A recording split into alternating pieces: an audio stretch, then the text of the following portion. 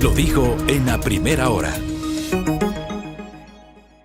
Muy bien, 8:13 en la mañana. La semana anterior estuvo por acá visitándonos el exalcalde metropolitano Jorge Yunda, que entre otras cosas emitió su postura sobre el proceso que se lleva adelante en la Corte Provincial de Justicia de Pichincha respecto de supuestas irregularidades en la adquisición de las pruebas para la detección del COVID-19. Proceso que está detenido porque fue recusado uno de los miembros del tribunal. Claro, el doctor Yunda establecía un poco las razones por las cuales se planteó esa recusación. Finalmente, la semana anterior, esa recusación quedó en firme.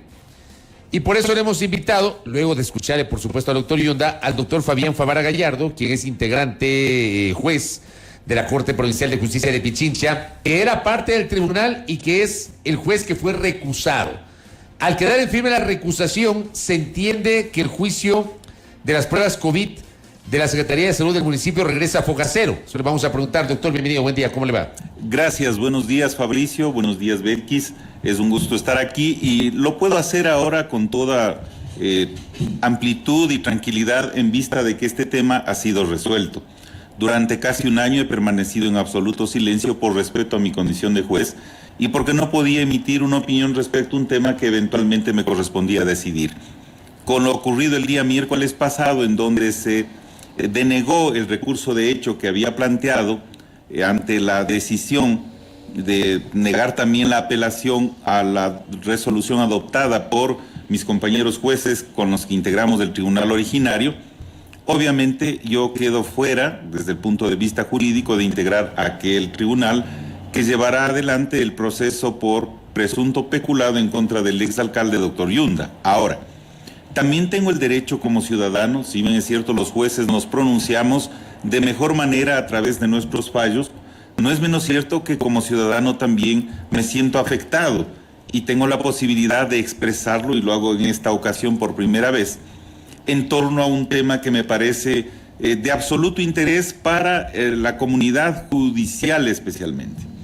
¿Qué es lo que cuestionó la defensa del doctor Yunda de mi actuación como juez del tribunal que venía conociendo la causa?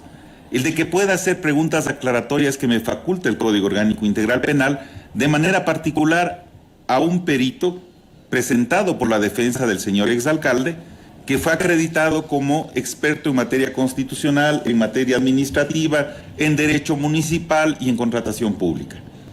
Se supone que el perito es para el proceso aquel profesional con altos conocimientos sobre una materia que le da luces a un tribunal que no tiene la capacidad de conocer todas las materias. En este caso, el doctor Valareso, que es un perito que fue contratado por la defensa del señor doctor Yunda y que adicionalmente estaba registrado en el Consejo de la Judicatura para poder actuar, vino a aportar en la audiencia sus criterios absolutamente parcializados. El COGEP, el Código Orgánico General de Procesos del país, establece que el perito no puede tener una actuación parcializada. Tiene que venir y decirle al tribunal estrictamente y con objetividad lo que ha encontrado en una causa expresa. El doctor Valareso lo que le dijo al tribunal, y allí estuvo la prensa nacional, estuvimos todos los que asistíamos a las audiencias, por supuesto, le dijo que el doctor Yunda no podía tener una responsabilidad de orden penal, sino solo administrativa, porque a su leal saber y entender se había ido perdiendo paulatinamente la misma cuando delegó al exsecretario de Salud y a otras personas llevar adelante los procesos de contratación de aquellas pruebas. Entonces, con esa aseveración que quedaba fijada en el tribunal y en los presentes, prácticamente la actuación del Tribunal Penal de la Corte Provincial no tenía razón de ser. No obstante, doctor, si me permite, la recusación, entiendo, fue presentada por supuesta parcialidad del juez. Entiendo, en su caso, la defensa de Jorge Yunda había alegado que usted había mostrado una actitud parcializada, precisamente, y que habría incurrido en esta prohibición legal de interrogar y contrainterrogar a los testigos. Esa es la posición interesada, por supuesto, legítima de la defensa de un procesado. Pero el Código Orgánico Integral Penal nos permite efectuar las preguntas aclaratorias que sean necesarias, precisamente para no dejar flotando en el auditorio judicial, para no dejar flotando en el tribunal una aseveración, un aserto que no es real, que no es concordante con la verdad jurídica. Para mí como juez no revestía de ningún interés especial este caso, más allá de la connotación política o pública que pueda tener la persona procesada. Y con este concepto, todos los jueces, todos los días, en todas las audiencias, estaríamos en la posición de ser recusados por hacer las preguntas aclaratorias que nos faculta la norma. Pero hubo actitud parcializada de su parte. ¿Por qué se alegó esto? Se alega esto porque parece ser que le resultaba incómoda mi presencia a la defensa del doctor Yunda, en razón de que tengo algún tipo de conocimiento y experticia adicional a la jurídico penal, porque de derecho municipal algo conozco, en razón de que fui 5 años concejal de La Tacunga, 4 años procurador síndico, y cuando alguien hace una afirmación de esa naturaleza, abiertamente parcial, el perito abiertamente parcial, el juez no tiene motivo de parcialidad alguna, ni con el procesado, ni con la fiscalía, ni con la posible acusación de Procuraduría General del Estado o del municipio. O sea, nosotros no estamos para darle o quitarle la razón a nadie antes de concluir toda la prueba. Lo que sí es llamativo de la atención en este caso, Fabricio Belkis, es que los señores en la demanda de recusación dicen que yo he demostrado animadversión al doctor Yunda porque le llamaba señor exalcalde.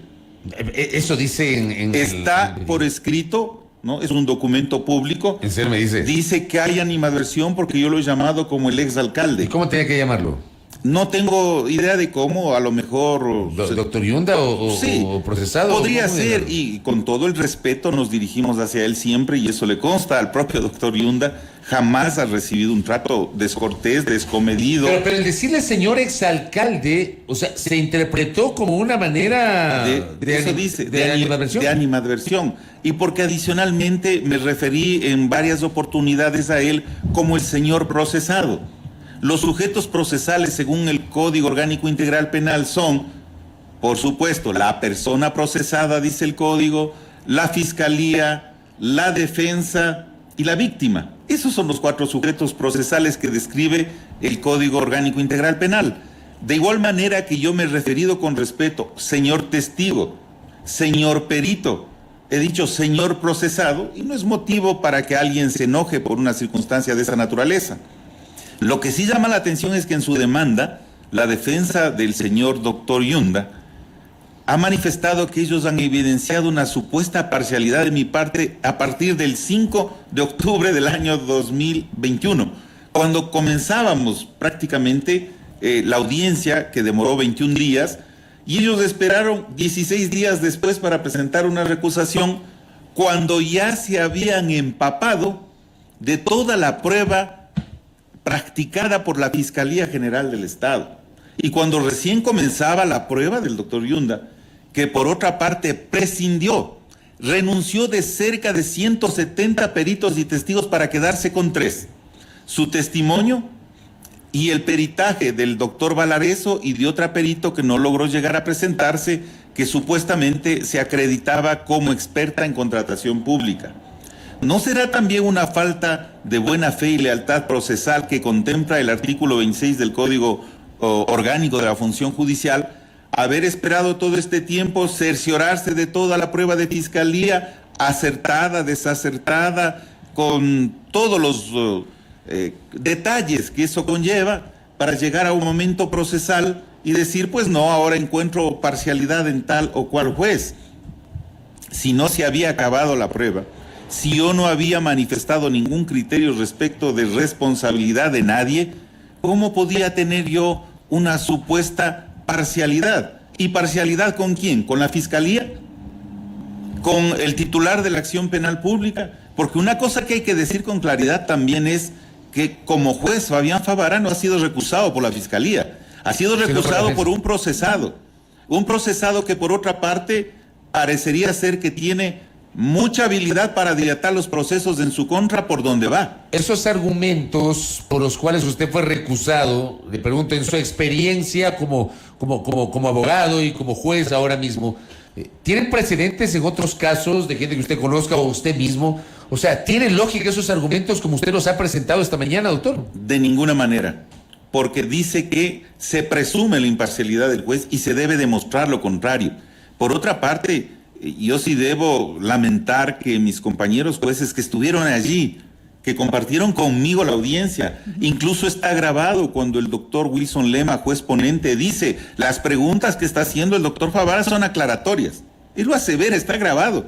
Y después, al emitir una resolución, de manera inexplicable, han cambiado de posición y dicen que yo me he extralimitado en esas preguntas, cuando yo las consulté previamente con él, y le consta y debe estar grabado, ¿no? Si es que había la posibilidad de preguntar. Entonces no lo hacía tampoco a título personalísimo. Pero es un caso sui generis, Fabricio, Belkis. Son 9 meses para tramitar un juicio de recusación que en términos comunes y corrientes no demora más allá de 15 días o 3 semanas. ¿A qué atribuye usted esta demora? Esta demora tendrían que explicarla los compañeros jueces, la doctora Guerra, el doctor Lema, que tuvieron a su cargo hasta el mes de abril la tramitación de esta causa, y al Tribunal de Apelación desde aquella fecha en que se receptó el proceso hasta cuando la semana pasada se dio la audiencia que había sido solicitada por nuestra parte, no sin antes indicarle que consta en el proceso, y es público, 7 escritos de mi defensa exigiendo que se resuelva. Y les decimos de manera expresa y puntual al final de todos los escritos, señores jueces, la dilatoria, la demora en este proceso retarda el proceso principal. Y nunca recibimos una atención oportuna como habría sido deseable para el interés de la Administración de Justicia y de la capital de la República, que se ventile en uno u otro sentido, porque no se trata de condenarle o absolverle de antemano. Oiga, doctor, a ver, se entiende entonces que con la recusación suya todo vuelve a foja cero. El tribunal está en este momento compuesto por 2, tendría que integrarse con otro juez. Pero le pregunto, esos 2 jueces que quedan allí, porque ya escucharon toda la primera parte, todo el desarrollo de la audiencia, ¿no quedan de alguna manera prejuiciados, no sé si contaminados, puede estar el uso adecuado del término, y deberían excusarse tomando en cuenta esta particularidad que le planteó el doctor Favara? ¿El sorteo de un nuevo tribunal? Así es. Bueno, en primer lugar, una vez que ha quedado en firme desde el punto de vista jurídico esta situación, tiene que los 2 jueces que quedan habilitados remitir a la sala de sorteos para que se sortee un nuevo juez integrante del tribunal originario para declarar la nulidad de la audiencia, porque por el principio de inmediación ningún juez que haya presenciado la integridad de la audiencia va a poder tomar una decisión cuando se actuó ya toda la prueba de fiscalía y se comenzó a actuar la prueba del señor procesado doctor Yunda.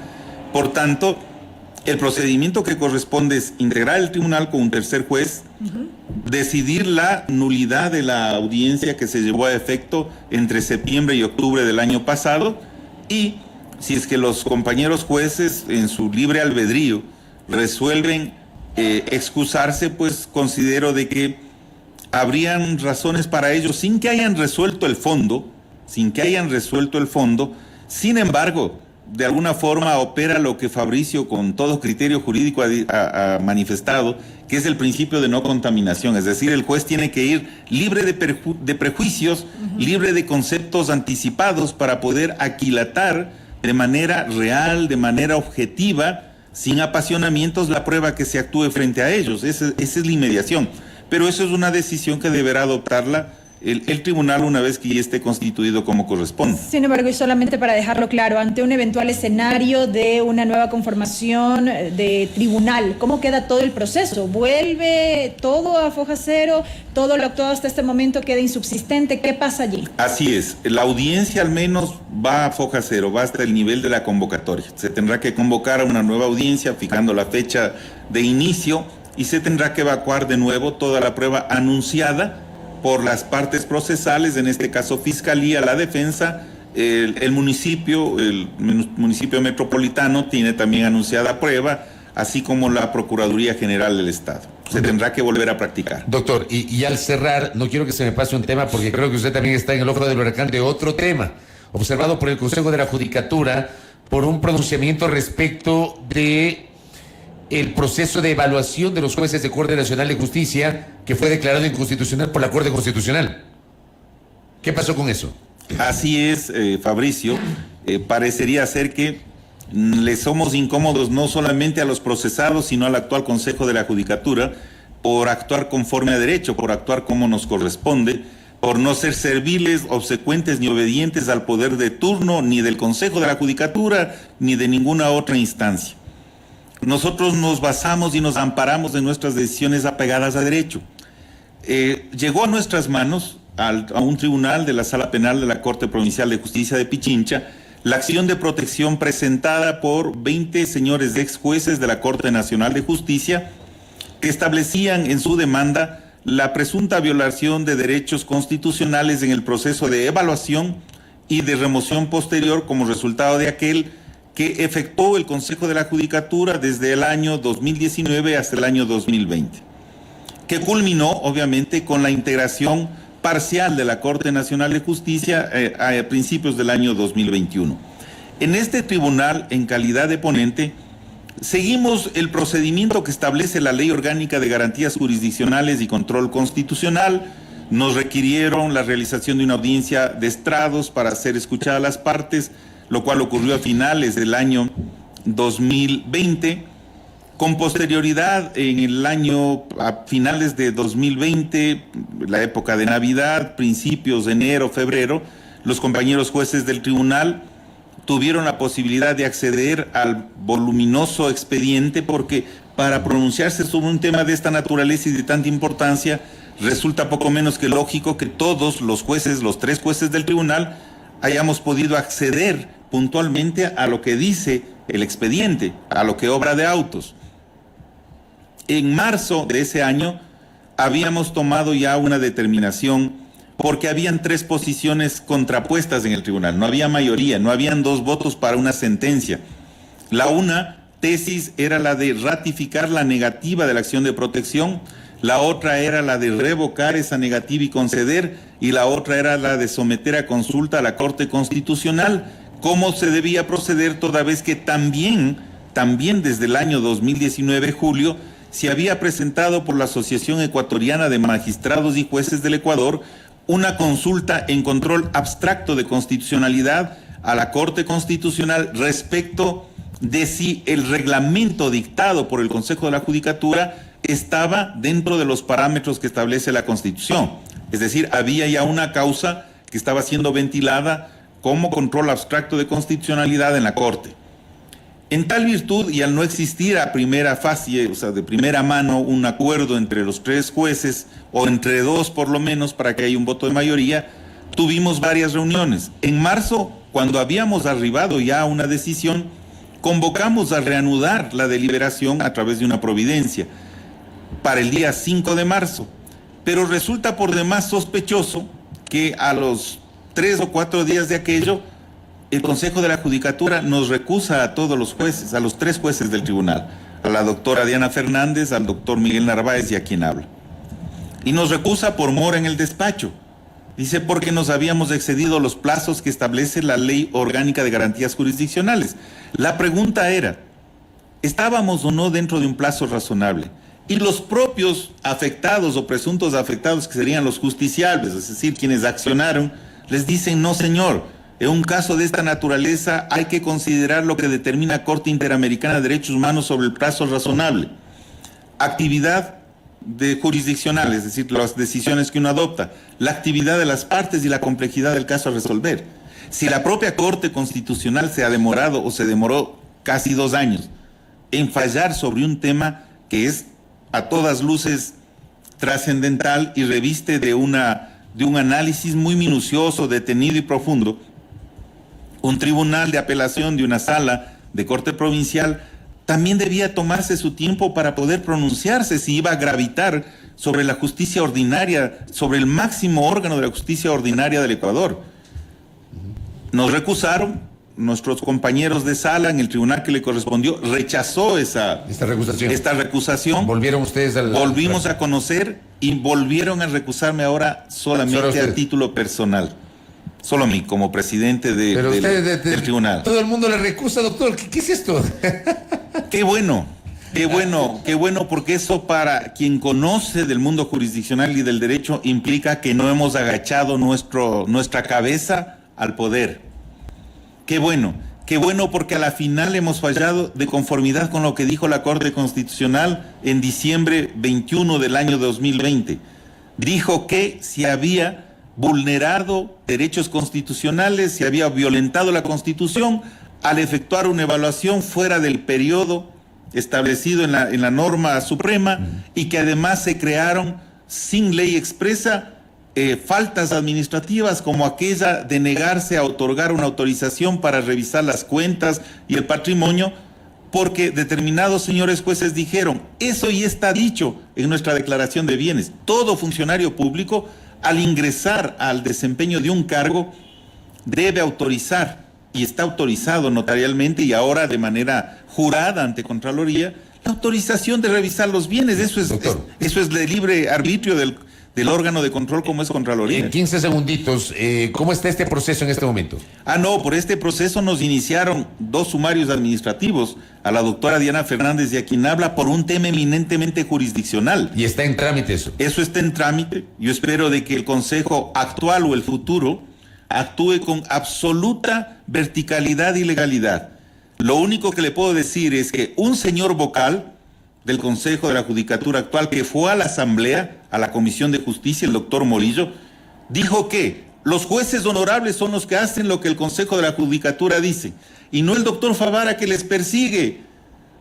Persecución ha sido no acceder a peticiones ilegales o inconstitucionales de un sector determinado, de un sujeto procesal determinado, cuando el Consejo es juez y parte. ¿Cómo puede el Consejo acusarnos a los jueces de violar la independencia judicial? Correcto. Veamos qué pasa en este caso. Doctor, gracias por el tiempo. A ustedes, muchísimas gracias. Que tengan un buen día. Ahí está la posición del doctor Fabián Favara Gallardo, juez de la Corte Provincial de Justicia, sobre 2 casos que lo hemos abordado acá. El caso de las pruebas de COVID-19 del municipio y este caso vinculado justamente al reglamento que permitió la evaluación de los magistrados o jueces de la Corte Nacional de Justicia. En ambos casos enfrentado recusaciones y lo he explicado aquí en este espacio. 8:35 en la primera hora. Primera plana. Todas las noticias, todas las voces.